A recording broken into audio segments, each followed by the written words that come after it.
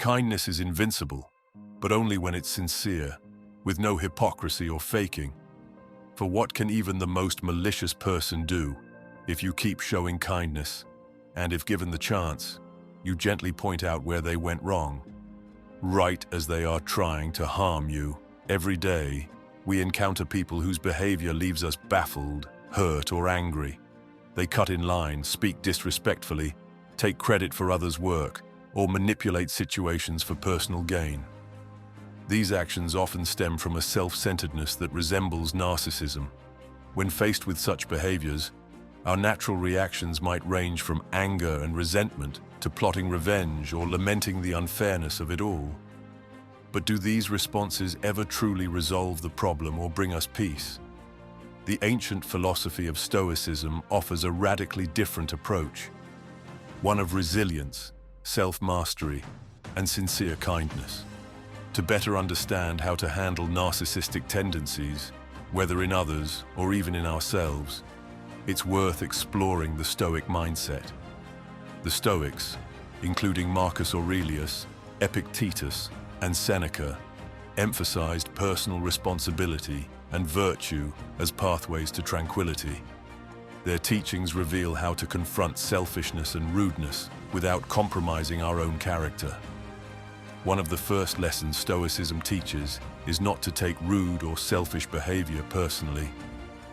Marcus Aurelius reminded himself that such behavior is as natural as someone's breath or body odor. People act selfishly not necessarily to harm us, but because of their own nature or circumstances. He wrote, "Is a world without shamelessness possible? Number, then don't ask the impossible." Understanding this truth allows us to distance ourselves emotionally from the sting of someone else's actions. This perspective is especially important when dealing with narcissistic behavior, which often stems from insecurity or a distorted self-image, rather than a genuine desire to harm others. By acknowledging this, we can view such behavior with empathy rather than irritation, sparing ourselves unnecessary emotional turmoil. When confronted with a narcissistic act, the Stoic practice is to pause and ask, "Have I truly been harmed?" Epictetus emphasized that no one can harm us unless we allow it. If someone's rudeness or selfishness has no real impact on our well-being, why let it disrupt our peace? For instance, a hurtful comment or an act of exclusion may feel significant in the moment, but its lasting effect depends entirely on how we choose to interpret it. Most of the time, the harm is imagined rather than real. By focusing on tangible consequences instead of emotional reactions, we regain control over how we respond. This mental shift can free us from unnecessary suffering. The Stoics believed that our greatest power lies in choosing how to respond to the world. When faced with narcissism or rudeness, the natural impulse might be to mirror that behavior, to lash out, retaliate, or become defensive. However, Marcus Aurelius advised, the best way to avenge yourself is to not be like that. Similarly, Seneca argued, how much better to heal than seek revenge from injury? Vengeance wastes a lot of time and exposes you to many more injuries than the first that sparked it. When we choose kindness and patience, we not only preserve our integrity, but also disrupt the cycle of negativity.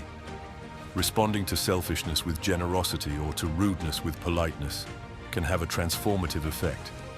As the Bible suggests, returning kindness to a hateful person is like heaping burning coals on their head. It confounds their expectations and forces them to reevaluate their behavior. True kindness, as Marcus Aurelius noted, is invincible, but only when it is sincere and untainted by hypocrisy. This strength comes from a deep understanding of human nature and the confidence that we can rise above petty provocations. Kindness in the face of narcissism or cruelty is not a sign of weakness.